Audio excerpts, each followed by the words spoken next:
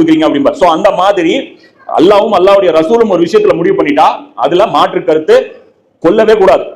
இதோட இந்த ஃபர்ஸ்ட் தளம் வந்து இருக்குது இல்லையா, இது வந்து கன்க்ளூஷன் வந்துருச்சு. இதுல ஆணும் சமம் பெண்ணும் சமம். தொழுகையில மட்டும் என்ன ஆகுது, ஜமாத்து நமக்கு கடமை இல்ல, இந்த இடத்துல ஆண்களுக்கு என்ன இருக்கு, ஜமாத்து கடமை. அதே சமயம் ஜும்மா இந்த மாதிரி கல்வி பொறுத்த வரைக்கும் ரெண்டு பேர் மேலும் என்ன இருக்கு, கட்டாய கடமை இருக்கு. இது ஒரு ஆச்சு. அடுத்த ரெண்டாவது தளம். இப்ப இதுல வந்து அல்லாஹ் என்ன சொல்றான் அப்படின்னா தாவாவுடைய தளம். இது ரெண்டாவது தளம் இருக்குல்ல, இதுக்கு 3 சர்க்கிள் போட்டுங்க. பெண்களுக்கு, ஆண்கள் பொறுத்த வரைக்கும் அது விரிவான முழு உலகத்துக்கும் மெசேஜ் சொல்ல வேண்டிய கடமை யாருக்கு, ஆண்களுக்கு இருக்கு. பெண்களுக்கு பொறுத்த வரைக்கும் 3 வட்டம் போட்டுங்க. Level 1, level 2, level 3. இப்ப இந்த 3 வட்டத்துக்குள்ள போட்டுங்க. அப்ப முதல் வட்டம் எது அப்படின்னு பாத்தீங்கன்னா, இதுவும் பாருங்க நபியுடைய மனைவிகளை பார்த்து தான் அல்லாஹ் பேசுறாங்க. விசுவாசிகளே, நீங்கள் உங்களையும் உங்கள் குடும்பத்தினரையும் காப்பாற்றிக் கொள்ளுங்கள். இது வந்து பாத்தீங்கன்னா அத்தஹரீம். எடுத்து பாருங்க, ரசூலுல்லாஹ்வுடைய ஃபேமிலி விவகாரங்கள் தான் இதுலயும் பேசப்பட்டிருக்கும். 66வது அத்தியாயத்துல 6வது வசனம். அப்ப அல்லாஹ் என்ன சொல்றான், உங்களையும் உங்கள் குடும்பத்தினரையும் நரக நெருப்பை விட்டும் காப்பாற்றிக் கொள்ளுங்கள் அப்படிங்கிறான். இப்போ நம்ம குடும்பத்துல யார் யாரை நாம ஒரு பெண் வந்து காப்பாற்றணும். இப்போ முதல்ல அவங்க யாரு வர்றாங்க அப்படின்னு பாத்தீங்கன்னா, அவங்களுக்கு அண்டர்ல யார் இருக்காங்களோ அவங்கள முதல்ல காப்பாற்றணும். அண்டர்ல வர்ற ஆள் யாரு, முதல்ல தான் வந்துட்டாங்க, அது முடிஞ்சு போச்சு, புரியுதுங்களா? லெவல் 1ல என்ன சொல்லிட்டோம், முதல்ல நம்மளை நாமளே தூய்மைப்படுத்திக்கணும்.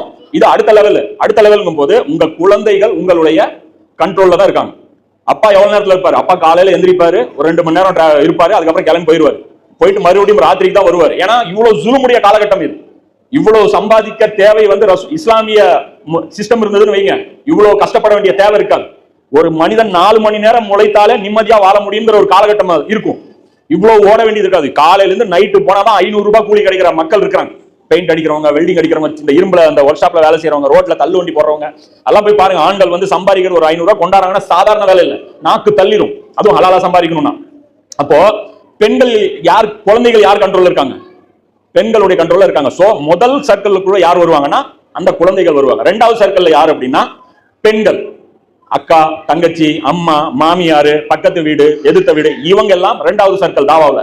மூணாவது சர்க்கிள் யார் அப்படின்னா மகரமான ஆண்கள், தம்பி, அண்ணன், அப்பா, மாமா, இது மூணாவது சர்க்கிள். அப்ப இந்த 3 சர்க்கிள் வந்து தாவாவுல இருக்கணும், புரியுதுங்களா? இப்ப இதுல முதல் சர்க்கிளுடைய அதோடைய முக்கியத்துவம் நான் சொல்றேன் பாரு. நபி ஸல்லல்லாஹு அலைஹி வஸல்லம் அவங்க சொல்றாங்க, புகாரில 2554, 5200 என்ன சொல்றாங்க, நீங்கள் ஒவ்வொருவரும் பொறுப்பாளிய, நீங்கள் ஒவ்வொருவரும் அவரவர் பொறுப்பு குறித்து மறுமையில் விசாரிக்கப்படுவீர்கள். ஆட்சி தலைவரும் பொறுப்பாளர், ஆண் மகனும் தன் மனைவி மக்களின் பொறுப்பாளர், பெண் தன் கணவனின் வீட்டுக்கும் அவனுடைய குழந்தைகளுக்கும் பொறுப்பாளி ஆவார். அப்போ பெண்ணுக்கும் குழந்தைக்கும் கணவர் பொறுப்புன்னு நபி ஸல்லல்லாஹு அலைஹி சொல்றாங்க. அப்புறம் என்ன சொல்றாங்க, பெண்ணு வந்து எதுக்கு பொறுப்புங்கிறாங்க, தன்னுடைய கணவனின் வீட்டுக்கும் அவளுடைய குழந்தைகளுக்கும் பொறுப்பாளி ஆவாள். குழந்தைகளை குறித்து அவள் விசாரிக்கப்படுவாள். குழந்தைகளை குறித்து யார் விசாரிக்கப்படுவாங்க, தந்தை இல்ல, தாய் விசாரிக்கப்படுவாங்க. அப்போ ஆக நீங்கள் ஒவ்வொருவரும் பொறுப்பாளரே, நீங்கள் ஒவ்வொருவரும் தத்தம் பொறுப்பு குறித்து விசாரிக்கப்படுவீர்கள், மறுமையில மாட்டுவீங்க. அப்ப இந்த இடத்துல நம்ம மட்டும் இல்ல, உலகமே இதுதான் நம்பி வச்சிருக்கு. எது, தாய் தான் குழந்தைய வந்து கண்ட்ரோல் பண்ணுது. ஏன்னா நம்ம கிட்ட இருந்து குழந்தை ஓடிடும், நம்ம கிட்ட வந்து அதோடைய இதை வந்து ஷேர் பண்ணாது. ஏதாவது வேணும் ஆசைப்பட்டுச்சுன்னா கூட என்ன சொல்லும், அம்மாட்ட தான் போய் சொல்லி அப்பாட்ட சொல்லி வாங்கி கொடுங்க. அது தம்பி நீ ஆசைப்பட்டதே தப்புன்னு யார் சொல்லணும், அம்மா தான் சொல்லணும். இருறா, எனக்கும் வாங்கி தரதில்லை, உனக்கும் வாங்கி தரதில்லை. நம்ம என்ன பண்றோம், பெண்ணை வந்து என்ன பண்றோம், ஆண்களை வந்து இப்படி டியூன் பண்றோம். பெருசாயாய் என்ன வன்மத்தை நீங்க லோட் பண்ணி விடுறீங்க. கடைசி அவன் மேல என்ன பண்றான், அப்பனால வில்லம் தானே வைக்கிறான், இவனுக்கு வயசானதுக்கு அப்புறம் ஆப்புன்றான். கடைசி அம்மாவுக்கு ஒரு ஆப்பு, அம்மா இடத்துல மனைவி வந்துருது, ஒரு பெண் ஆல்டர்னேட் வந்துருச்சா, நீயும் கிளம்பு நீயும் கிளம்பு. அப்போ மறுமையில உன் குழந்தைங்க தீன் இல்லாம வளர்ந்துச்சுன்னா அது காரணம் யாரு, அம்மா தான். அதனாலதான் என்ன சொல்றேன், தாயை போல் பிள்ளை, நூலை போல் சேலை, புரியுங்களா? அம்மா மட்டும் செல்லம் கொடுத்து, அம்மா செல்லம் கொடுத்து கண்டிப்பு காட்டாத குழந்தைகள் பாத்தீங்கன்னா நல்லாவே இருக்கு. இந்த அம்மா கண்டிச்சு வளர்க்குற குழந்தைகள் மட்டும்தான் நல்லா இருக்கும். வாடா உங்க அப்பா எப்ப பாரு இப்படிதான் சொல்லிருப்பான், நீ வாடா கண்ணு, நம்ம உட்காந்து டிவி பார்ப்போம். இப்ப நம்ம என்ன சொல்லுவோம், நம்ம குழந்தைகளை நம்ம அட்வைஸ் பண்ணிட்டு போவோம், இந்த வேலை செய்ய வையே, 2 மணி ஒரு மணி நேரம் புத்தகத்தை படிக்க வையே, 1 மணி நேரம் விளையாட வையே, இப்படி நம்ம இன்ஸ்ட்ரக்ஷன் கொடுத்துட்டு போவோம். இந்த குழந்தைய கூட்டு வச்சு புத்தகத்தை படிக்க வைக்கணும். இது 1 மணி நேரம் படிக்குமா குழந்தை, படிக்காது. நீங்களும் 1 மணி நேரம் அது கூட உட்காரணும். கேட்டா நான் படிக்க சொன்னேங்க, அவன் புக்கு தூக்கி போட்டு நான் இந்த பக்கம் சமையலுக்கு போனோன்னா ஓடிட்டான். அவன் ஓடத்தான் செய்வான், நீ தான் வாட்ச்மேன் வேலை பார்க்கணும். என்ன நடந்திருக்குன்னு பார்த்தா, படிக்க சொல்லிட்டு இந்த அம்மா போன் நோண்டிட்டு உட்காந்துருக்கும். இவன் என்ன பண்ணுவான், அது உட்காந்துட்டு இருக்குது, ரைட்டு வாடா நாம போய் இன்னொரு போன் எடுத்துட்டு போய் நாம உட்காரலாம், அவன் ஓடிடுவான். அப்போ 1 மணி நேரம் நீங்க உங்க குழந்தைய படிக்க சொல்லணும்னா 1 மணி நேரம் நீங்க அவனுக்கு வார்டன் டியூட்டி பார்க்கணும், டீச்சர் டியூட்டி நீங்க பார்க்கணும், தீனுடைய விஷயம் நீங்க கத்துக் கொடுக்கணும். புரியுதுங்களா? இல்லனா முடியாது. குழந்தைகளை வந்து தாய்மார்கள் வந்து சைக்காலஜி எல்லாமே அவங்க தான் கத்துக் கொடுக்கணும். அல்லாஹ் பத்தி, ரசூலை பத்தி, பெற்றோருடைய மரியாதை பத்தி, இந்த கடமைகள் எல்லாத்தையும் பற்றியும் குர்ஆன் சொல்லக்கூடிய எல்லா கடமைகளையும் தாய் தான் கத்துக் கொடுக்கணும். கத்துக் கொடுக்கலன்னு என்ன நடக்கும் தெரியுமா? பக்கத்து பெஞ்சில் உட்காந்துருக்கவங்க கத்துக் கொடுப்பான்.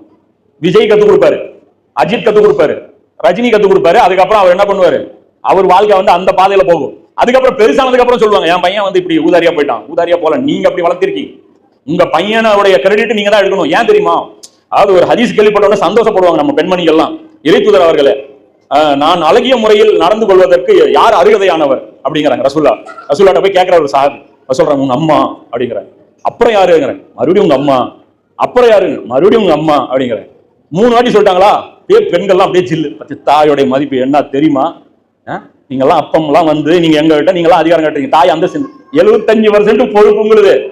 மதிப்பு, அதாவது எந்த இஸ்லாத்துல எந்த பதவியும் பொறுப்பு இல்லாம கிடையாது. சொர்க்கத்துல எந்த அந்தஸ்தும், ஹவுலுல் கௌசருடைய தண்ணி வேணும்னா அதுக்கு இது செஞ்சிருக்கணும். துவா வேணும்னா, மறுமையில உங்களுக்கு ரசூலுல்லாஹ்வுடைய பரிந்துரை வேணும்னா இது செஞ்சிருக்கணும். ஒவ்வொன்றும் அட்டாச்சு. இங்க 3 தடவை நபி ஸல்லல்லாஹு அலைஹி வஸல்லம் இவங்க கூட நல்ல விதத்தில் நடந்துக்கோ, நல்ல விதத்தில் நடந்துக்கோ. மீனிங் என்ன? ஏன்னா உன் தாய் தான்ப்பா உனக்கு நேர்வழி காமிச்சா, உன் தாய் தான்ப்பா உன்னை இந்த மாதிரி மோல்டுல வளர்த்தா. என்கிட்ட கேட்கிற அளவுக்கு வச்சிருக்கிறல்ல, யார்கிட்ட நல்லதா நடக்கணும்ட்டு நானே முடிவு பண்ணாம ரசூலுல்லாஹ்ட்ட வந்து கேட்கிறாருல, நான் எப்படி நல்லவனா, யார்கிட்ட நல்லவனா நடக்கணும்ட்டு அது கேட்ட அவ மாதிரி வளர்த்திருக்கிறா தாய். அந்த தாய் கிட்ட தான் நீ நடக்கணும். இது தாய்க்கு மேல 75%, அதுக்கு மேல 25% தான் யார் மேல லோடு வரும். அப்ப மறுமையில நினைச்சுக்கங்க, யாரெல்லாம் வந்து என்னுடைய குழந்தை என் பேச்சு கேட்கறது இல்ல, என்ன அப்பன் மட்டும் என்ன சொல்லுவாங்க, அப்பனுக்கு புள்ள தப்பாம பிறந்திருக்காம. அதாவது அது வந்து அப்ப மட்டும் என்ன கிரெடிட் எங்க போட்டுருவாங்க, என்ன அப்பன் புத்தி அப்படிதானே வரும் அப்படின்னு. ஆனா சின்ன வயசுல இருந்து மோல்டு பண்ணிட்டீங்கன்னா தப்பிச்சுருவீங்க. அது திருக்குறள் கூட பாருங்க, அது சொல்லுவான், ஈன்ற பொழுதின் பெரிதுவக்கும் தன் மகனை சான்றோன் என கேட்ட தாய்.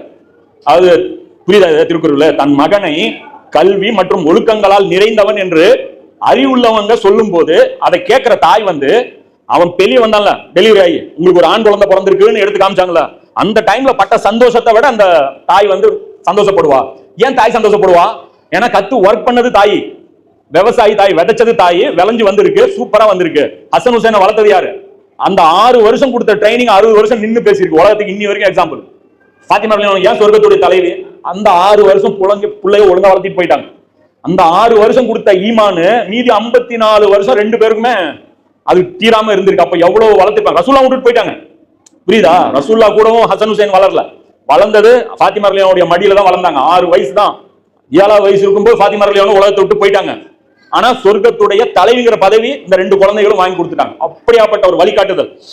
அப்ப இதுல பொறுப்பு பெண்கள் வந்து என்ன பண்ணணும், உணர்ந்துக்கணும். சலுப்பா தான் இருக்கும் குழந்தைகளை மேய்க்கிறதுங்கிறது. இன்னைக்கு இருக்கிற குழந்தைகளை மேய்க்கிறது சாதாரண வேலை கிடையாது, பயங்கரமான கஷ்டம். ஆனா மேய்ச்சி தான் ஆகணும், வேற வழி இல்லை. அப்ப இந்த அடிப்படையில பொறுத்த வரைக்கும் இது ஃபர்ஸ்ட் லெவல் ஆயிருச்சா. வீட்டுல இருக்கிற அந்த குழந்தைகள் மேல உங்களுடைய பொறுப்பு தான் என்ன இருக்கு, மிகப்பெரிய பொறுப்பா இருக்கு அப்படின்னு சொல்லி நபி ஸல்லல்லாஹு அலைஹி வஸல்லம் அவங்க சொல்றாங்க. இப்ப இதுலயும் வந்து கொஞ்சம் நீங்க இது கொஞ்சம் பாத்தீங்கன்னா, இதுலயே வந்து வயசு ஆக ஆக நம்மளுடைய சர்க்கிளும் கொஞ்சம் மாறிட்டே வரும். இது எது வரைக்கும்னு பாத்தீங்கன்னா, குழந்தை ஒரு 7 வயசு 8 வயசு இருக்கிற வரைக்கும் தான். இப்ப கல்யாணமாய் ஒரு 10 வருஷம் இருக்குதுன்னு வச்சுங்க, அதுக்குள்ள வந்து எத்தனை குழந்தைங்கிறது ஒரு குடும்பம் முடிவு பண்ணிடும். இது 2 குழந்தை, நம்ம வீட்டுல 2 குழந்தை, அவ்வளவுதான், அதுக்குள்ள பிக்ஸ் பண்ணிடுவோம். அதுக்குள்ள அது வளர வேண்டியது, அந்த குழந்தையை பராமரிக்க வேண்டியது, இந்த 10 வருஷம் இதுக்கே போயிடும். சின்ன கை குழந்தை வச்சிருக்கோம், அது பின்னாடியே நேரம் போயிடும். அதுக்கப்புறம் என்ன ஆகும்னா, டைம் நிறைய ஃப்ரீ கிடைக்கும். குழந்தை வளர வளர என்ன ஆகும், தாய்மார்களுக்கு டைம் ஃப்ரீயா கிடைக்கும். அப்ப என்ன பண்ணுவாங்க, அப்பாடா இப்பதான்டா வாழ்க்கையில நிம்மதி. யாராவது வண்டி, எங்க அப்பா வீட்டுக்கு போறேன், எங்க அம்மா வீட்டுக்கு போறேன், நான் அங்க போய் இருந்துட்டு வரேன், நான் இங்க போய் இருந்துட்டு வரேன், நான் பார்க்காத ஊருக்கெல்லாம் போறேன், இனிமே தான் நான் டூர் கிளம்புறேன். அந்த வேலை செய்யக்கூடாது. இனிமே என்ன பண்ணணும்னா ரூட்டை மாத்தணும். வெறும் வீட்டுல முடங்கி கிடந்தீங்களா, இப்ப அல்ல என்ன சொல்றேன், வெளி வந்து தாவாசி, எக்ஸ்ட்ரா தாவாசி, பக்கத்துல போய் பக்கத்து வீட்டுல போ. அப்ப என்ன பண்ணணும், பெண் தாயா மாறிடணும். பக்கத்து வீட்டுல குழந்தைங்க இருக்கு, அவங்க அந்த அம்மாவுக்கு கல்வி இல்லை, என்ன பண்ணணும், நீங்க அந்த குழந்தை நீங்க எடுத்துட்டு வந்து வளர்த்தணும். அதானே, உங்க பக்கத்து வீட்டுல ஒரு குழந்தை இருக்குங்க, அந்த அம்மாவுக்கு தீனி ஏபிசிடி தெரியாது, ஆனா அந்த தெருவில் நீங்க வாழ்றீங்க. நீங்க போய் என்ன சொல்லணும், உங்க குழந்தை என்கிட்ட அனுப்புங்க, நான் வகுப்பு எடுக்கிறேன், நான் உன் டைம் இப்படி ஸ்பெண்ட் பண்றேன். அது அடுத்த குழந்தைங்களை பொறுப்பெடுக்கணும். இந்த சர்க்கிள் பெருசு பண்ணும். நம்முடைய ஓய்வு நேரம் முழுவதும் எங்க போகணும், கற்றுக்கொள்வதிலும் கற்றுக் கொடுப்பதிலும் போகணும். அப்போ பெண்கள் அதான் சொல்றல, இங்க ஃப்ரீ டைம்ங்கிறதே கிடையாது. டைம் பாஸ்ங்கறான்ல, அது ஒரு வார்த்தையே கிடையாது இஸ்லாத்துல. டைம் கில்லிங்னு என்ன சொல்லுங்க, டைமை கொலை செய்தேன்னு சொல்லுங்க. நபி ஸல்லல்லாஹு அலைஹி வஸல்லம் சொல்றாங்க, ஒரு மனிதன் வந்து 2 விஷயத்துல ஏமாற்றப்படுறான். ஒன்னு ஓய்வு நேரம், இன்னொன்னு உடல் ஆரோக்கியம். உடம்புல தெம்பு இருக்கும்போது எதுவும் பண்ண மாட்டான், எல்லாம் பாத்துக்கலாம். அப்புறம் என்ன மீட்டிங், நிறைய பேர் கமெண்ட்ஸ் கீழே வரேன், மீட்டிங் சென்னையில வச்சிருக்கீங்க, என்ன பண்றது, நாங்க வந்து இந்த பக்கம் இருக்கோம், எங்க திருவண்ணாமலை இருக்கோம், நான் மட்டும் இங்க இருந்து வரேன், ஈரோட்ல இருந்து வரேன்.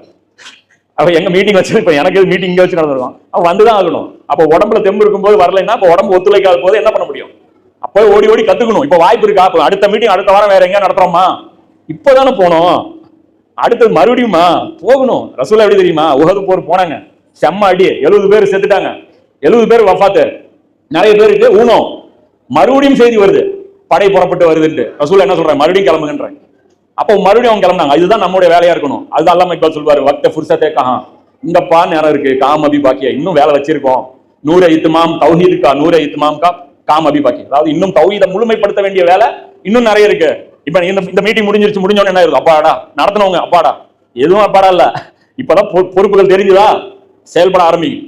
அடுத்து நான் என்ன பண்ணுவோம், அடுத்து வேற என்ன பண்ணணும் நான் யோசிக்க ஆரம்பிக்கணும். யாருக்கும் ரெஸ்ட் கிடையாது, செத்தா மட்டும்தான் ரெஸ்ட். அதனாலதான் ரசூல் என்ன சொன்னாங்க? ஓய்வு எடுத்தவர் எது? மௌத்தானவங்க என்ன சொன்னாங்க? ஓய்வு எடுத்தவர். அது வரைக்கும் ஓடிக்கிட்டே தான் இருக்கணும். அப்போ இந்த விஷயத்துல வந்து இஸ்ரார் அஹமது வந்து அவங்க என்ன சொல்றாரு அப்படின்னு பாத்தீங்கன்னா, வயசு கடக்க பெண்கள் அந்த ஹிஜாபுடைய இது வந்து பாத்தீங்கன்னா விதிகள் வந்து தளர்த்தப்பட்டே வரும். ரொம்ப ஸ்ட்ரிக்ட் ஹிஜாபுல இருந்து அவங்க கொஞ்சம் வயசு ஆக ஆக என்ன ஆகும்? தேவையில்லை, முகத்தை மறைக்க தேவையில்லை, வயசாயிருச்சு அப்படிங்கிற அந்த ஒரு இது வரும்போது இது பாத்தீங்கன்னா 24வது அத்தியாயத்துல 60வது வசனத்துல அல்லாஹ் சொல்லுவான், இந்த பெண்களை பத்தி சொல்லுவான், ஹிஜாபு தேவையில்லாத பெண்கள் அப்படின்னு சொல்லி குர்ஆன்ல ஒரு கேட்டகரி சொல்லுவான். அப்ப 33வது அத்தியாயத்துல 33வது வசனத்துல அல்லாஹ் சொல்றான், வீட்டிலேயே இருங்க. இது எப்போ? நம்ம குழந்தை வளர்ற வரைக்கும் தான். வளர்ந்துருச்சுன்னு வச்சுங்க, அதுக்கப்புறம் வீட்டுல அந்த அம்மா உட்காரக்கூடாது. என்ன பண்ணும்? சர்க்கிள் பெருசு பண்ணணும்.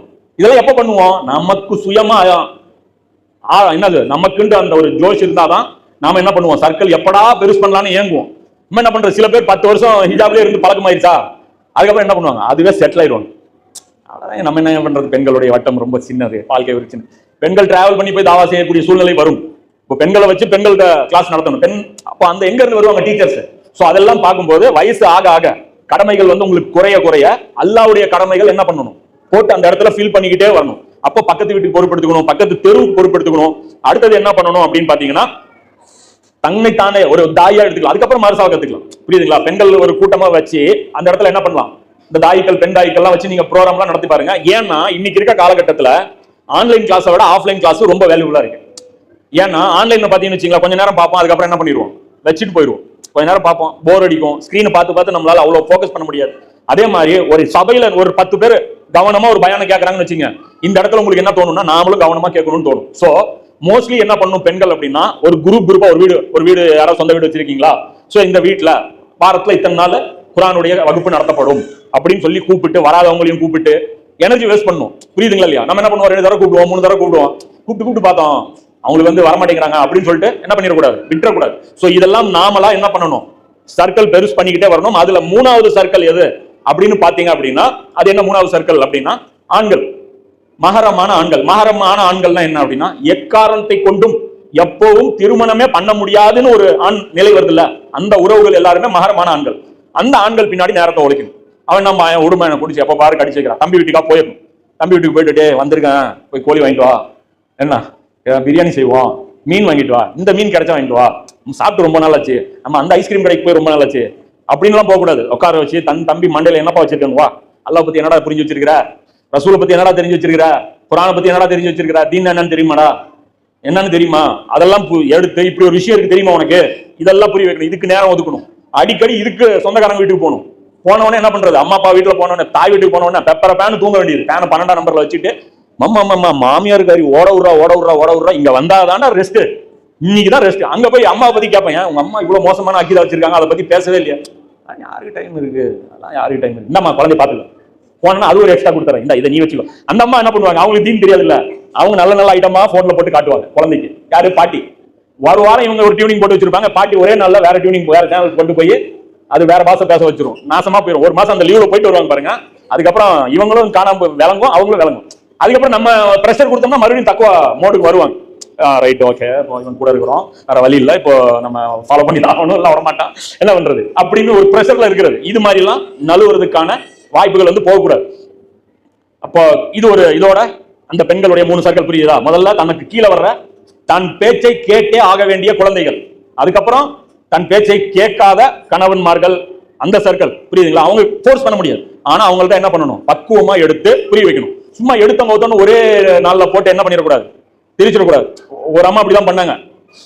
என்ன பண்ணாங்க, தாவா பண்றேன்னு சொல்லிட்டு போய் அம்மா வீட்டுக்கு போனாங்க, எல்லாமே புரிஞ்சிருச்சு ஓரளவுன்னு சொல்லிட்டு போய் என்ன பண்ணாங்க, ஒரே நாள் 2 நாள்ல 8 மணி நேரம் பேசியிருக்காங்க. டக்குன்னு அவங்க என்ன பண்ணிட்டாங்க, அங்க இருந்து நீ ஊர் காலி பண்ணிட்டு இங்க வந்து உட்காந்து பண்ணிட்டாங்க. நீ அந்த ஊர்ல இருக்கிற சரியில்லை, நீ தயவு செஞ்சு என்னென்னமோ பேசுற, இத்தனை நாள் நீ பேசாதெல்லாம் பேசணும். லெவல் பார்க்கணும், பக்குவம் பார்க்கணும், அது ரொம்ப மெச்சூரிட்டியா வந்து அவங்கள அணுகணும். சோ இது எல்லாமே வந்து கத்துக்கிட்டு ஆண்களுக்கும் நம்ம என்ன பண்ணணும், நம்முடைய சர்க்கிளுக்குள்ள வர்றதுக்கு மாறணும். இப்போ இது 2வது லெவல். நான் சொல்லிட்டேன்னா, தன்னை தானே மாற்றிக்கொள்வது, அதுல அந்த 10 விஷயங்கள் எல்லாம் சொல்றத நாம முதல்ல ஃபாலோ பண்றது, அதுக்கப்புறம் அந்த 10 மத்த விஷயம் அந்த தீனை நோக்கி மக்களை, அதாவது குழந்தைகளை வார்த்தெடுப்பது, பக்கத்தில் இருக்கக்கூடிய பெண்களை வார்த்தெடுப்பது, சமூகத்தில் இருக்கக்கூடிய அந்த ஆண்களை, மகரமான ஆண்களை வார்த்தெடுப்பது, இது ஒரு வேலை. கடைசி 3வது தளம் இருக்குல்ல பில்டிங்ல, அது என்ன அப்படின்னா இகாமத்தே தீன், அல்லாஹ்வுடைய கட்டளையை மேலானதாக ஆக்கி விடுவது, அல்லாஹ்வுடைய உத்தரவுகள் பின்பற்றக்கூடிய உலகத்தை மாற்றி விடுவது, நன்மை செய்யக்கூடியது எளிதாக்குவது, தீமையை கடினமாக்குவது. நபி ஸல்லல்லாஹு அலைஹி வஸல்லம் காலத்துல மது குடிக்க முடியாது. ஏன்? எதுவுமே கிடைக்காது, ரா மெட்டீரியல் கிடைக்காது, அவனும் சப்ளை ஆகாது, சேல்ஸ் ஆகாது, குடிக்கிறதே ரொம்ப ரேரா இருக்கும். அவனே வீட்டுல காய்ச்சிட்டு குடிச்சாதான் ஆச்சு, அந்த மாதிரியான ஒரு சூழ்நிலை. ஆனா இன்னைக்கு விட்டுருவான், திருந்திடுவான், மனசு இது பண்ணி என்ன பண்ணுவான், வீட்டுல அவ்வளவு பிரஷர் வந்துச்சு, ஒரு 2-3 நாள் அட்வைஸ் பண்ணாங்க, உடம்பு கெட்டு போச்சு, டாக்டர் சொல்லிட்டாரு, சரின்னு வருவான், சம்பளம் வாங்கிட்டு அந்த பக்கமா போவான், கடையில 4 பேர் நின்றுட்டு இருப்பான். அப்ப என்ன பண்ணுவான், பக்கத்துல இருக்க ஃப்ரெண்டு, டே மாப்பிள வர பரவாயில்ல, ஐயோ வேணாண்டா நான் விட்டுட்டேன்டா, டே நான் வாங்கி தரேன்டா குர்ரா அப்படிமா, இப்படி வாங்கி. அப்ப என்ன பண்ணுவான், தீமை செய்யறது வந்து இப்ப என்ன ஆயிருச்சு, எளிதாயிருச்சு. அப்போ இந்த சூழலை மாத்துவது, இதுல பெண்களுடைய பங்களிப்பு என்ன அப்படின்னா, இதுல பெண்கள் மேல அல்லாஹ் கடமை எதுவும் ஆக்கல, டைரக்ட் கடமை. இந்த இகாமத்தே தீனுடைய பணி வந்து உங்களுக்கு கிடையாது. ஆனா இன்டைரக்டா நீங்க வந்து வேலை செய்ய முடியும். இப்ப நீங்க குழந்தைய உருவாக்கி தரீங்க, புரியுதுங்களா? எதிர்கால சந்ததியுடைய சைக்காலஜியோ உங்க கையில தான் இருக்கு. ஒவ்வொரு பெண்ணும் வந்து அதான் சொல்றாங்க, ஒவ்வொரு பெண்ணும் உமராகவும், ஹம்சாவாகவும், ஹுசைனாகவும், ஹசனாகவும், அலியாகவும் உருவாக்கக்கூடிய கெப்பாசிட்டி உள்ளவர்கள் நீங்க, புரியுதுங்களா? மதரசால கொண்டு போய் தள்ளியோ, ஒரு டியூஷன்ல தள்ளியோ உருவாக்க முடியாது. ஒரு குழந்தை தாய்கிட்ட இருந்து தான் கேட்கும், அப்சர்வ் பண்ணும், அதுகிட்ட இருந்தா கத்துக்கும். அப்போ